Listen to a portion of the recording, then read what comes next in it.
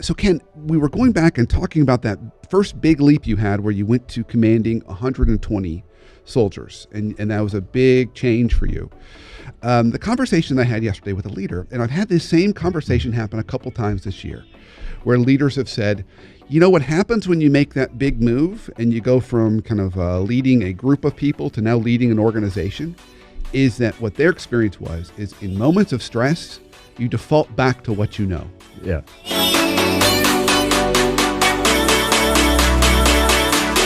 This is the Brandon Smith Show, and of course, I'm your host, Brandon Smith, and the entire purpose of the show is one singular thing, and that is to help you live a life that much more free from dysfunction.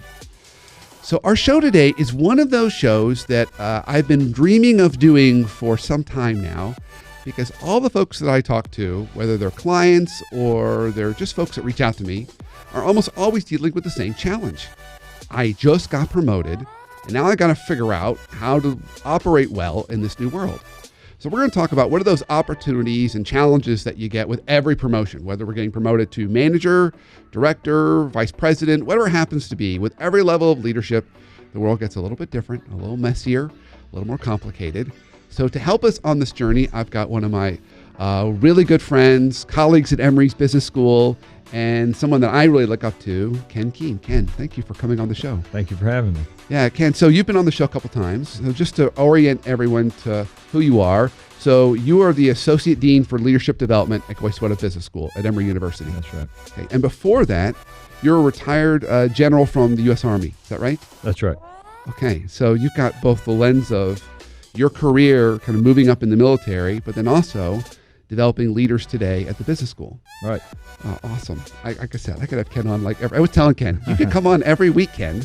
Every week. Always have something new I learned from you. So when I thought about this topic, I thought, who better than to have on the show than you? Because not only have you been promoted so many times in an environment that I'm sure was very competitive to get promoted Sure. and move up, but now you help leaders in all different aspects of life deal with a lot of those same challenges. Exactly. So as I was sharing with you before we started the show, normally we open the show with a little bit of story time and then we go into the topic. Well, I kind of want the show to be your story. So maybe if it's okay with you, let's kind of wind back the clock and talk to us about that first step you took in the military and that first big promotion, that one that stretched you the most, that was maybe the first time you realized, wow, I'm gonna have to do things a little differently. Well, I entered the military right out of college, like I think like most young officers do, either coming out of the military academy or, in my case, coming out of a university reserve officer training corps. And this was in December 1974, so I came into the military.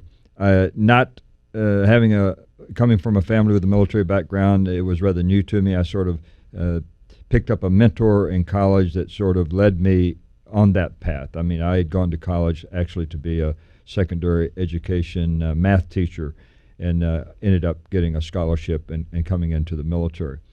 So my first job in the military, as it is for virtually every officer, is to step into a leadership role. I mean, that's what you're prepared to do in your training, either in ROTC or in the military academy. And I felt fairly confident I was ready to do that, although I had no experience in leading outside what you would probably do through your normal high school, college experiences in clubs and things like that. But that obviously was not sufficient to prepare me as much as I obviously wanted to be. So I was very anxious about what that was going to entail. And in the military, your first job is generally, as an officer, taking over an organization or a unit of about 30 people. And you're responsible for their training, for their readiness, and getting them ready to go to combat. And being that at that time we were just ending the Vietnam War, that was very much on the forefront of anyone that was in the military, that you had to be ready to do that. So it was a daunting task, to say the least. But I had a lot of good mentors that sort of led me along the way. And the first thing that my first mentor had told me when I was in ROTC was, you need to listen more than you talk, and you need to really learn from the experienced leaders, non-commissioned officers that are in your organization. But ultimately, you're responsible as a leader for what that unit does or fails to do. Throughout the course of my 38-year career in the military, I was fortunate enough to be promoted 11 times, but more importantly, even though we don't have enough segments for that, Ken. Yeah, so even more importantly, you may stay the same rank, but you're given different leadership roles. You're not given a formal promotion in the military, but you're given increasing responsibility organization. And I think I had 13 jobs where I had commander or leader in the title.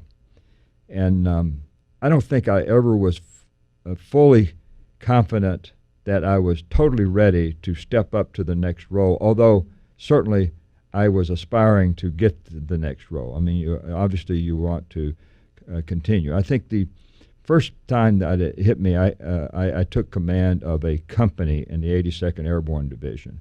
And a company is... So just to educate our listeners, when you say Airborne Division, tell us a little bit more about what that means. Yeah, so the 82nd Airborne Division is our premier division in the military that is responsible for global response and historically deploys on no notice around the world where needed. And if you think back to 1991, the Desert Storm, they were the first units that were deployed to that. Haiti earthquake, they were the first brigade that deployed to Haiti. And airborne meaning out of planes. That's right. They jump out of airplanes with parachutes on their back. And that's how they arrive on the battlefield in many, many cases. Not all the time. Sometimes they land in those airplanes, but most of the time they jump out of them. And I had come from, I had spent some time before that in infantry units, and I had spent some time in special forces units. 3 years in special forces, and I always wanted to be in the 82nd, and the Army gave me the opportunity to do that. And I had about, at that time when I took that job, I had about 5 years in the Army. So I had a little bit of experience behind me. I had had several different leadership jobs, but the most I had in leading people was about, I had been responsible for about 30 men and women, mostly men, in a small organization. And then when I took over an airborne company, I had 180. So that was a significant change in terms of responsibility. And I think, that's when it really first hit me, am I really ready for this? And I think what I learned through the course, whether it was at that sort of direct leadership level, and the company leader, you are at the direct leadership level because you can reach out and touch those soldiers that you're having an impact on. It's sort of like working in an office building. The people you are directly impacting is right there, and you're having an impact on their daily lives and giving direction to what they're going to do. But as I moved up and became more in an indirect leadership role, being in charge of other leaders who were in that role, I think what I learned through the courses of that is the old adage that leaders need to be lifelong learners. You have to seek and develop yourself and be ready for that. The other thing I learned that benefits you as you move from one position to the other is cultivating and having mentors. Some who have maybe been in that position, have more experience than you. They could be, and I had a mentor who had been my ROTC instructor. So he had, 15 years in the Army at the time that I was a student of his, and I stayed in touch with him. And I would quite often, when I was getting ready to change jobs or whatever, we would have a conversation about it and things I should be aware of and think about. So I think those were major learnings that I sort of took from others in terms of being ready for the next job. The next job, the major job that I had after commanding a company in the 82nd Airborne Division, and I had taken over this company after the previous leader was fired. And I remember my brigade commander, the colonel who appointed me into the job, told me, and if you don't turn this company around in about a month's time, I'll fire you too. A month. Yeah, I'll fire you too. I said, well, thank you very much for all that time. But he, so it was. So he said that to you. He really said that. Oh yeah, he said, really. You have 1 month, or I'm going to fire you. Yeah, he too. really said that. I don't think he was really serious about it, but he was making the point that I'm expecting you to go in and take. And I had a great senior non-commissioned officer again in that company. And what I found was it wasn't the company; it was the climate that was the issue. And these young paratroopers just needed someone who would really listen to them and give them some very tough, realistic training to make them feel like and understand what their role was and what their mission was. Yeah, so I want to talk about that one, but I want to talk about it after we talk about the first one. Okay. Because I think I see this happen with a lot of leaders. You first get that big bump in scale, and you do that well, then you're tasked with fixing a fire, which is kind of what happened with you, right? So we'll talk about the firefighting in a minute, but when we get into that scale piece, you went from 30 to 180. Right. That's a big shift. Yeah. And actually I went from 30 because I was leading a rifle platoon, which essentially one of my first jobs in the military. And after and quite frankly, I was leading a platoon in an organization that wasn't very high on the Army's priority list, so we didn't have a lot of money, and we weren't going a lot of places and doing a lot of exciting training. And so I wasn't really enjoying my time in the military as much as I thought I would. Although as the leader that I was working with at the time told me that every soldier, regardless of their ability, deserves the best leadership you can offer under whatever circumstances you find yourself. And he told me, he said, if you don't like the job you're doing, do the best you can at it, because that's how you'll create other opportunities. So do the best you can. But at the same time, I was looking for other places to go in the Army. So I volunteered and went into Special Forces. So after that, I went to Special Forces in the Republic of Panama, and I had the job of leading a 12-person Special Forces A team, which was a completely different dynamic because these were all hand-picked experts in their field, and so which was a very different experience than leading a 30-person rifle platoon of very young soldiers who many didn't want to be there, to a very highly professional special operations unit. And after that, I went to this rifle company in the 82nd. So I had two different perspectives of experiences before I sort of moved that. But it was a big leap in terms of broadening of area responsibility. Yeah. So even though you have two very different types of team members and direct reports that you're working with, it went from 30 to 12 to 180? That's correct. I mean, and in between there, I had other jobs that were what we would call more traditional management jobs on staffs, where you're not the commander or the leader. You have some direct reports, but you're doing more staff work in terms of managing training or in the organization. So I noticed we just got to break, and I want to go into break. When we come back from break, though, I want to ask you a question specifically about that shift from that big leap to 180, because I was having a conversation with a leader yesterday, and they said something to me that I thought was really interesting about what often happens when leaders make that big leap, right, and where they tend to default. And I want to run it by you and see if that was true for you. Yeah. So we'll do that right after break. Okay.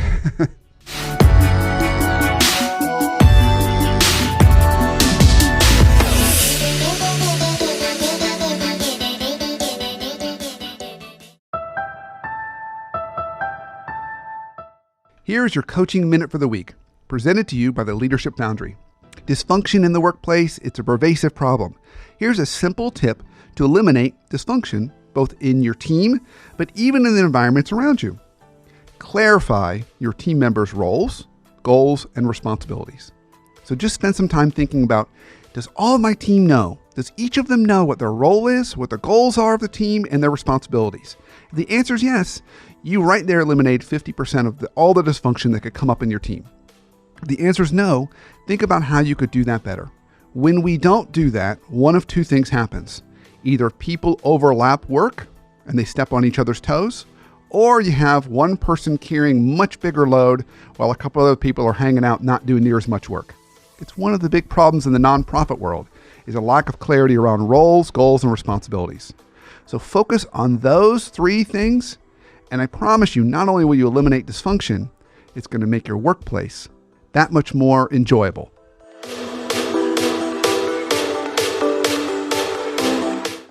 All right, welcome back from break. Of course, this is the Brandon Smith Show, and we've been talking about the challenges and opportunities with promotions. And I've got my good friend and guest, Ken Keene, on to talk about his military career and some of those big challenges that he had as he got promoted all the way up ultimately to general and now teaches leadership at Emory's Business School. So Ken, we were going back and talking about that first big leap you had where you went to commanding 120 soldiers, and that was a big change for you. The conversation I had yesterday with a leader, and I've had this same conversation happen a couple times this year, where leaders have said, you know what happens when you make that big move and you go from kind of leading a group of people to now leading an organization, is that what their experience was is in moments of stress, you default back to what you know. Yes. So I was curious if that was something you saw in your career ever and how you tended to overcome that. So they would say, let's say you know operations really well, you're now running an organization, you're stressed out, so you just find yourself in operations all the time, in the distribution center or whatever happens to be, or sales, and you find yourself just doing sales. Yeah, no, I think that's very true in terms of that's what you're comfortable with. That's where you had success at probably. In my case, I had success at within the company doing the job that that my platoon leaders had done. And so I think the trap you have to guard against is micromanaging and reverting back to what you're very comfortable with. And as one of my mentors told me, you need to figure out as a leader what only you can do in that job. And many times, you have others underneath you that can do a lot of other things. And if you're doing what they can do, then you're probably not spending your time doing uniquely what you need to be doing as a leader. And I have one example of that sort of stands out in my career, that a story I tell. It didn't occur in that company, but when I got promoted to colonel and went from, I had commanded a battalion, which is the next level above company, and the battalion can have 600 to 800 soldiers in it. In my case, I commanded a Ranger battalion, which had about 700 Rangers in it, and I'd gotten promoted and then came back to... And just to orient our listeners, tell us about what a Ranger is versus maybe another soldier. Well, Ranger, again, is it's a special operation organization that deploys around the world on a moment's notice. Its headquarters of the 75th Ranger Regiment is at Fort Benning, Georgia. Has 3 geographically dispersed battalions, one in Savannah, Georgia, one at Fort Lewis, Washington, one at Fort Benning, Georgia, along with the regimental headquarters, and then some other special organizations underneath it as well. It's the only unit that's been constantly deployed since 9/11 in the Army. And so they were the unit that jumped in to secure an airfield shortly after 9/11, and they've been constantly deployed. They do generally small special operation raids or special operation units that no other organizations in the Army can do, and they work with other special operations units quite frequently. So they are specially selected. You have to volunteer for it, and they have a very selective assessment and selection process for anyone to get into it, no matter where you're at in the organization. So whether you're the senior leader being selected to come in or the individual enlisted Ranger coming in, you have to go through a very specialized selection and assessment process. I had commanded a battalion, and then I was selected to command the regiment. So after I commanded the battalion, I went to the Army War College, and then after that, I took command of the Ranger Regiment. So I was very comfortable with the organization because I'd served in it multiple times. I had commanded its subordinate, unit, the battalions, and I'd been the operations officer in both the regimental headquarters and in a battalion. So I was very comfortable in operations. And I remember after about 2 months into command of the regiment, and the regiment has about 3,000 at that time, about 2,200 Rangers in it. Today it has almost 4,000 Rangers in it. But I remember my executive officer walking in one day and telling me, you're the best operations officer in the Ranger Regiment. And so his message, I said, Tim, I'm not trying to be the best operator. He says, I know you're not trying to be, but you are. But if you allow our operations officers to do his job, he will be the best operations officer in the regiment.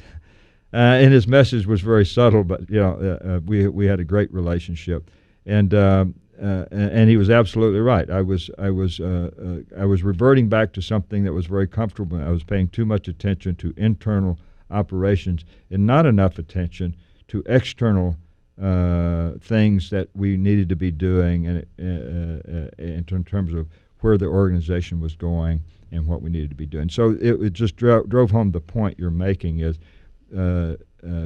we do have the tendency, I think, leaders can have the tendency to revert back to what they're very comfortable with. Yeah, great story. I love that example. So now I want to go back to another part of your story. And this happens a lot to leaders. You do a really great job. You figure out how to manage that scale. And so then you get tapped to put out a fire. Get tapped to fix something broken. So Right. Leader gets fired. You get asked to go in there and replace that leader. And ultimately there's a cleanup involved. Right. And you kind of told that story around being challenged to turn it around in a month, or you're going to find another home. Right. How did you approach that? What was the first step or steps you took to really work through that change? Well, I remembered what my mentor told me when I first came in the Army. He said, you need to really listen to others, listen and learn before you jump off the cliff. And what I did, obviously I sort of collected information from others. I listened, the commander of the battalion where I was going to take this company obviously gave me a lot of guidance on what he thought was happening and where the areas was. But when I went in, I sort of did, I didn't call it this, but I did sort of a listening tour. I sat down with the leaders of the organization. I mean, they obviously knew that their previous boss had been fired. They knew that I'd been sent in as the new commander. And I sat down and I talked to them. I talked to them collectively at different levels, at different levels of leadership in the organization. I would go into at that time, each of our company battalions had dining facilities. I made in my first few weeks there, I made a deliberate move to go in after physical training in the morning and have breakfast and sit down at tables with soldiers and NCOs and just ask them how their day was going, what's going on. Well, what are we doing that's working well, do you think? What are we doing that's not working well? What would you do if you were the new commander and had the authority to change something? What would that be? And so I tried to listen and learn from those, and obviously the senior non-commissioned officer in the unit and the officers, and then slowly started making adjustments. And there, what I found in that organization, there wasn't anything really significantly broken about it. It was more about we needed to get back to some basics of training, and we needed to implement standards that had been discipline that had not been paid attention to as closely as they should have been.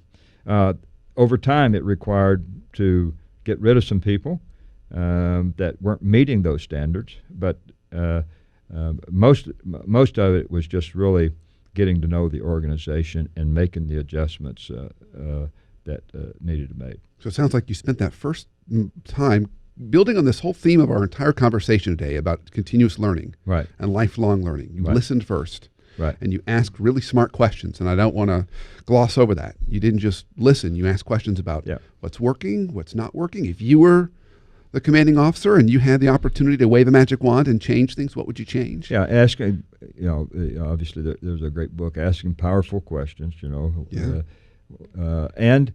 asking them how they would fix it, and not go in and say, I know what's wrong with you. This is what I think your solution is. Or asking them, and then they would ask me, well, what do you want us to do? I said, well, what do you think we should do? Not trying to dictate to them the solution to it. In this particular case, we weren't under stress to where we had to change things immediately. We weren't on the verge of going bankrupt in the first month, even though the commander had given me a month to fix it. We had a little time to figure out what we wanted to do, and I wanted to get their buy-in and their investment in changes that we were making. And in most cases, some of the changes were things that they identified. In some cases, they were things that I said, no, we're going to do it differently, and this is the direction we're going to take. Yeah. And then what I love about the story, which I think is very true for a lot of people listening, is then when you took that, and ultimately, while it was about training and process and procedures and more discipline, we could almost put the word culture over that. You really kind of reset the culture on how people need to operate. And whenever a culture reset happens, it's not uncommon that there's going to be a few individuals that you're going to have to invite to find another home, because they're not going to, they maybe don't either want to step up to that, or they're just not a good fit. Yeah. But that's part of establishing a new culture. That's right. Okay. So I'm looking at time, and time flies. So I hate to do this to you, but I actually want to promote you a couple more times. Okay. So talk to us about then you get promoted to, and I don't care where you want to put this in your career, but that level when all of a sudden you're no longer touching the field as much, and you're leading at a much higher level. You're leading, quote unquote, from headquarters. So it's a much higher view. It's more kind of strategy, seeing kind of what's going on and looking at it at a big picture level. What were some of tell us a little about that part of your story, and what were some of the challenges around making that shift? Yeah. Well, that certainly happens in the Army when you get promoted to what I would call the operational strategic level, the colonel, general level.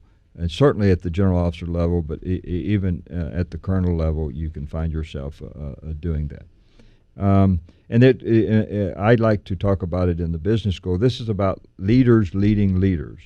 And you have to become much more comfortable letting go, empowering others, but being supportive to them and figuring out how you can make them successful. And what are the things that you need to do uniquely to ensure that they can be successful. At the same time, I think you have to ensure that you have a good enough feel for how the organization is operating so that you don't get surprised that things are going off track. And so whether that means that you have to have build a culture where you have open communication, or if you have a way to just get out into the organization and get around and find out how things are going, and that means talking at different levels without the leaders feeling like you're going around their back or trying to micromanage them. You want to ensure. What I used to tell leaders all the time is, look, I can't help you be successful if I don't know your major challenges in the areas where you need help. And that could be making sure I'm focused on getting you the right resources, or making sure we're hiring the right people in the right jobs. So trying to work together to ensure that. So I think it is a lot different. I think it's from a leadership perspective, one of our programs at Guazetta Business School is a Leadership Coaching Fellows program. And what we challenge these fellows to do as they coach their peers who are first-year MBA students, we challenge them to lead through coaching and asking questions and helping others solve their own problems and not give them the fix to their problems. And it's developing that skill set to coach other leaders to be successful. And how do you do that? And because the tendency is to fix the problem for them. And I think at the strategic level, you may not have the expertise and knowledge and awareness level to fix their problem for you. You have to figure out how to help them fix their own problem. Yeah, and to that point, as you were saying that, I thought there's probably some times when you got promoted where you had direct reports, and some of those direct reports you knew their job very well. That's Other correct. times there was direct reports and you had never sat in their job before. Absolutely. And so you really had to trust them. You had to ask good questions, but you really didn't know. Oh, sure. You didn't know their day-to-day world because you didn't come up through Yeah. through that route. Yeah. No, I mean, my most starking example of this that I think people I talk to a lot is, following the earthquake in Haiti, I was the leader of the Joint Task Force in Haiti that did the response in Haiti, and it was a 22,000 person Joint Task Force. It had a Navy component, a Marine component, Air Force. I clearly had no expertise in how to employ the aircraft carrier or the aviation units coming off the aircraft carrier or working with non-government organizations that were putting up hospitals. But from my leadership level, I had to figure out how to get them all to work together in a unity of effort to deliver the humanitarian assistance. So it wasn't a matter of, it was a matter of me being uncomfortable enough and getting comfortable enough to employ those assets and resources in the right way, but relying upon their expertise to make sure that we were doing it in a way that would be effective. We're talking about that on the next show. Okay. All right, so we're early at time. So I always ask all my guests this, and I've asked you this before too, Ken. What is one life hack you have for us? What's one little tip you might have for us to help us live a life more free from dysfunction? Well, I was thinking about this on the drive over here this morning because I knew you were going to ask that, and I think it is, in the age of technology, and I had a recent guest speaker come and talk about leading in the age of artificial intelligence.